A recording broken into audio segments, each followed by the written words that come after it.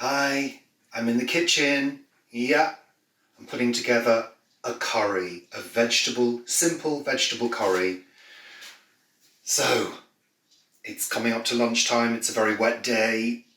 I'm in the mood for something hot and spicy. Oh yeah. So, let's have a look at the ingredients. Okay, so we've got red pepper, white potato, sweet potato, grated carrot, red onion, frozen garlic, frozen ginger, frozen peas, some madras curry powder that I've made into a paste, a teaspoon of yeast extract, tin of chickpeas, and a tin of tomatoes. Let's get cooking. Okay, let's start. Let's get the heat on. I'm going to start with a good glug of olive oil.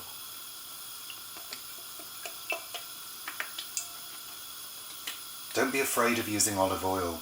As long as you don't fry it at extremely high temperatures, it's fine to use, and it's a good fat. You know, we need fat in our diets. You know, people that talk about, I'm cutting fat out of my diet, you're going to get ill. It's a fact. Okay, keep the heat sort of lowish, and we will start off with the onion. Red onion, you can use white if you want to. And I've cut it fairly small. I've tried to be good. And all I want that to do is start to soften, that's all.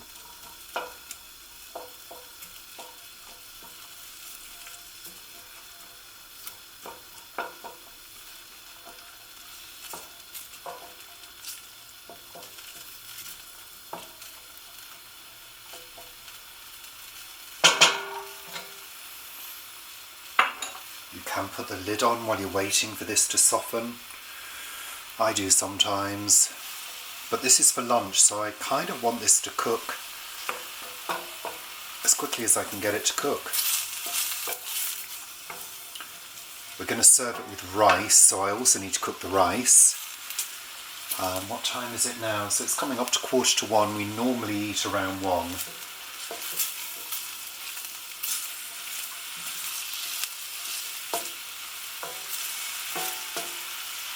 It's a really grim day today, very wet, feeling very cool, although I'm feeling warm at the moment because I've been doing all this prep.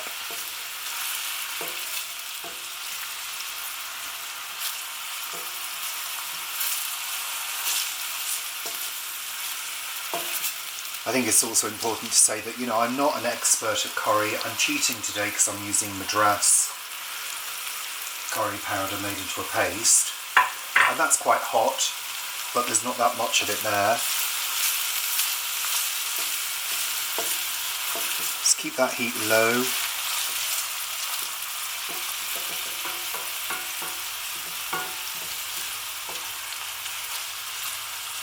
And you need plenty of oil because you're going to be frying off that paste in a minute, so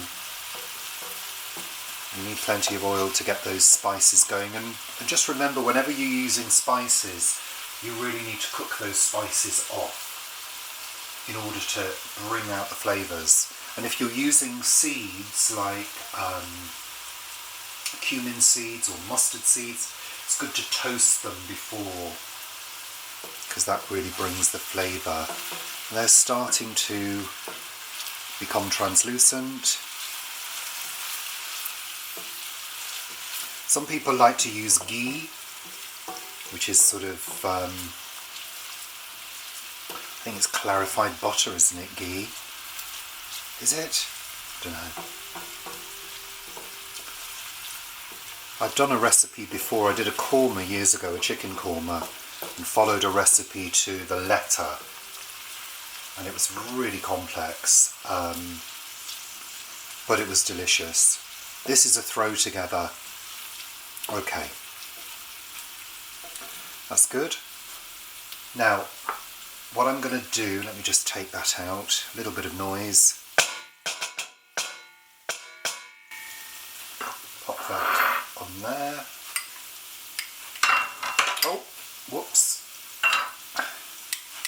Okay, I'm going to pop the paste in.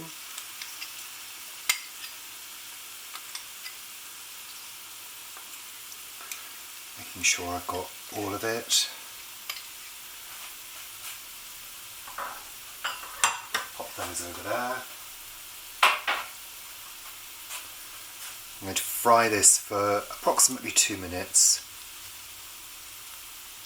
getting all of it off the spoon.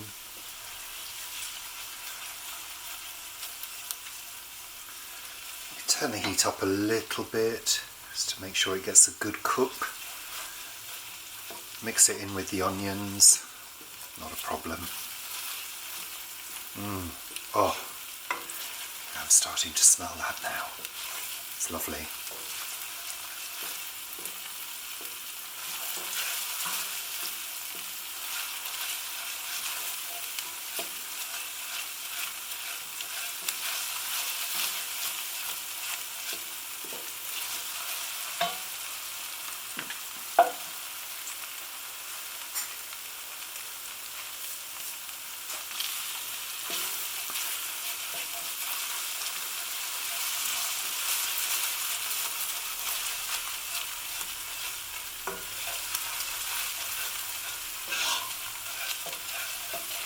Lovely colour.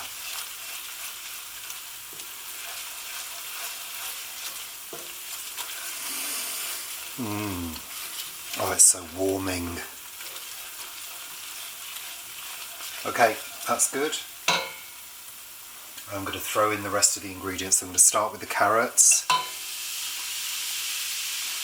I'm using grated carrot because carrot can take quite a long time to cook, and in this way it breaks down quickly and it also adds to the thickness of the sauce. I'm going to turn the heat up a little bit now.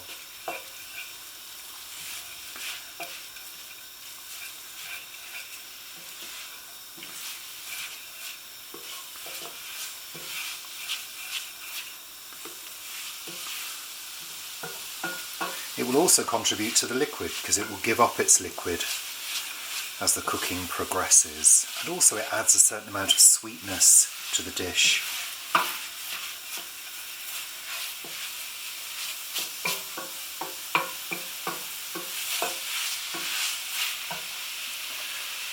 Just brighten you up there a little bit.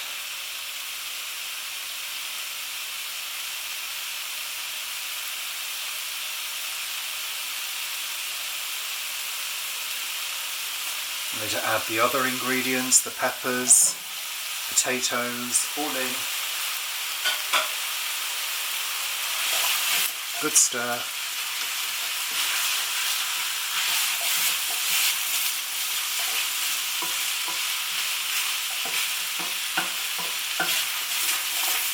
Keeping the heat fairly keen at the moment.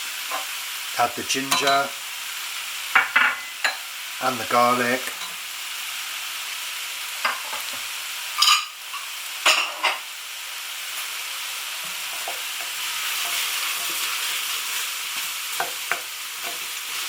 They'll take a little while just to break down.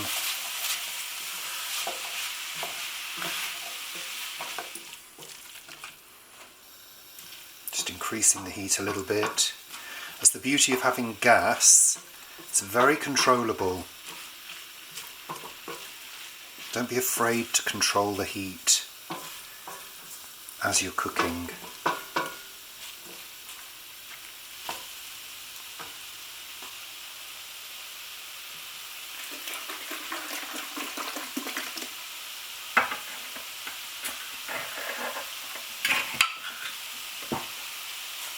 To add the tomatoes.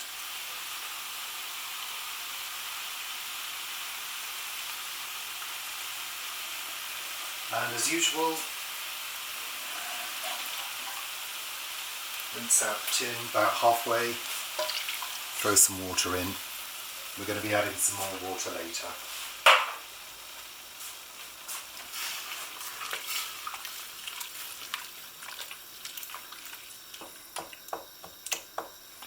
usually give the tomatoes a little bit of a chop up. Somebody asked me in one of the videos why I didn't use chopped tinned tomatoes.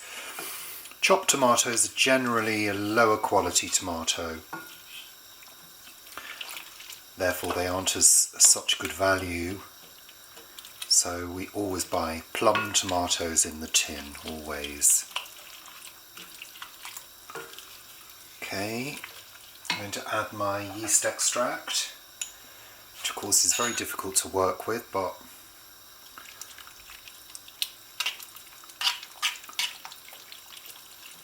I find whizzing the spoon around in any liquid that's in the dish is the best way of doing it.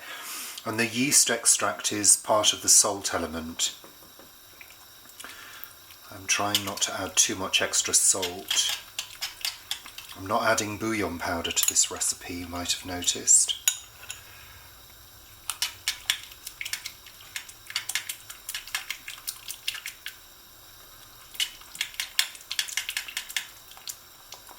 Okay.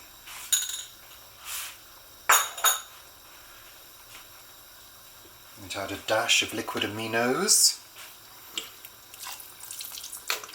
Again, that's providing a salty element to the dish.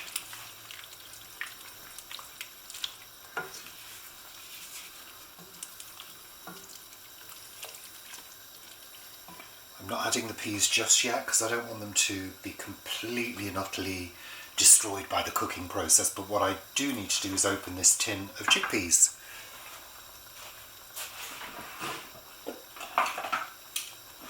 Thank goodness we still have a tin opener.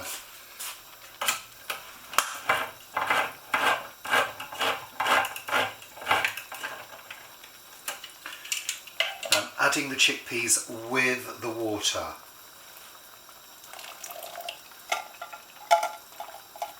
Okay, that's good.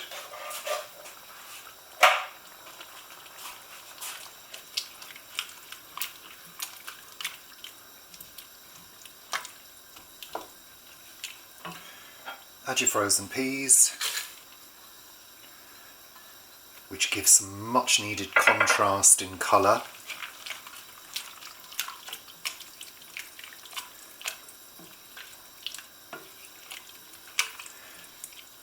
Then what we need to do is bring this to the boil.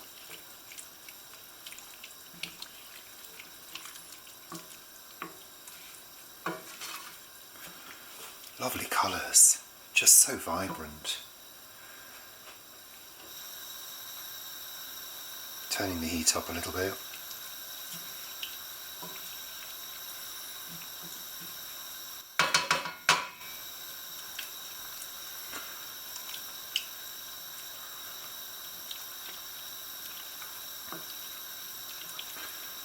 I'm also just checking that the garlic and the ginger blocks have broken up.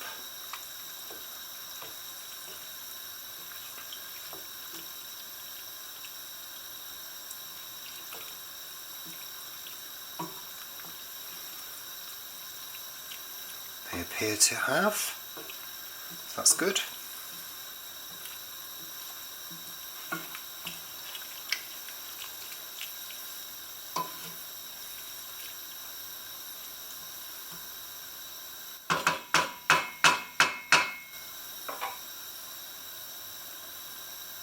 Okay, and once that's come to the boil, we are going to put the lid on and let it cook for about 20 minutes.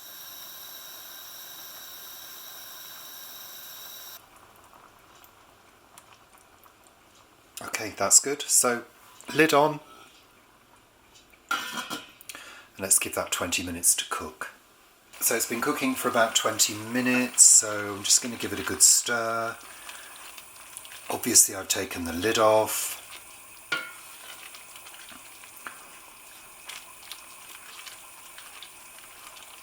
What we're going to do is just check to see whether the potatoes are cooked. If they're not, we give it a little bit longer.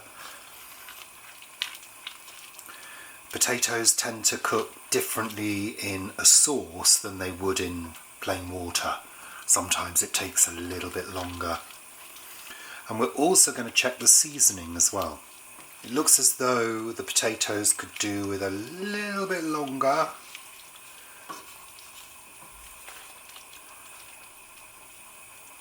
Let's check them.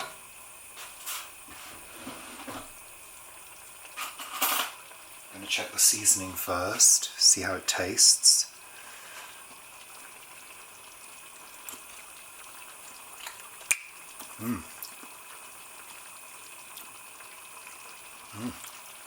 Yeah, that's quite nice. It's got a little bit of a kick. Oh, and I have got the rice on, by the way. Potatoes, let's check them. Check them with a knife. Oh, they're almost cooked. That's good. Sweet potato. Yeah, they're almost cooked as well. All I'm doing is just stabbing them with a knife. When they're fully cooked, they should fall off the knife quite easily. So I would estimate, I would let this probably cook for another 5 to 10 minutes. And I would also be inclined to leave the lid off. Ooh, looks like the sky is brightening up after this morning's rain. Yeah, I would just let that simmer away. Just to reduce a little bit. Well, that's quite a nice flavour. I'm pleased with that. Let's pop that there. So our rice, what time is it now? So it's about 1:25. So the rice is going to take another 10 to 15, I think. So we'll just let this simmer away. Make sure it's on low. All good. That's all good. Yeah.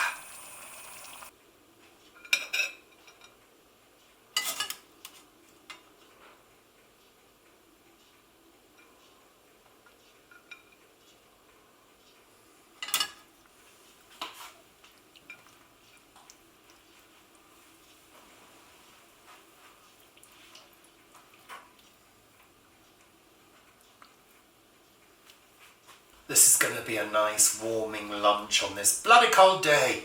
It is cold and wet. So this is my vegetable curry. Vegetable madras, actually. So I hope it's not too strong for you, Paul. Having a little bit of Greek yoghurt on top.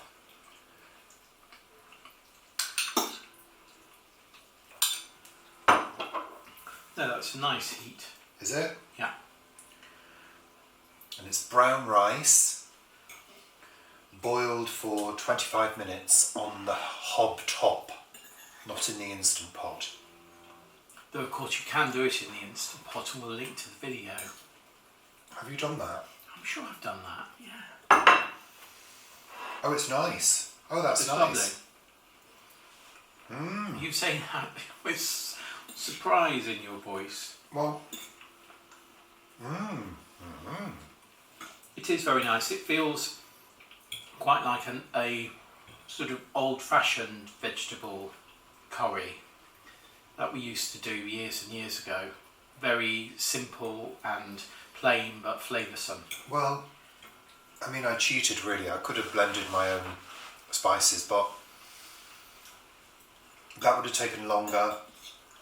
The madras is good. It's a good madras flavour. Yeah. But I tried it earlier and it tasted very strong, so it's tempered a little bit. And also the rice, when you have it with the rice, it takes the heat down a bit, and the yoghurt takes the heat down a bit. Well, of course. Delicious. And the vegetables have all got some bite to them as well. Yeah, they're not overcooked. Full of goodness, full of warmth. Easy to do. Easy to eat. Very easy to eat, and there's plenty left. So, you know, good few portions in there. And it would freeze well, wouldn't it? There's nothing in there that would be difficult to freeze. There are very few things that you can't freeze. Very few things, in my experience.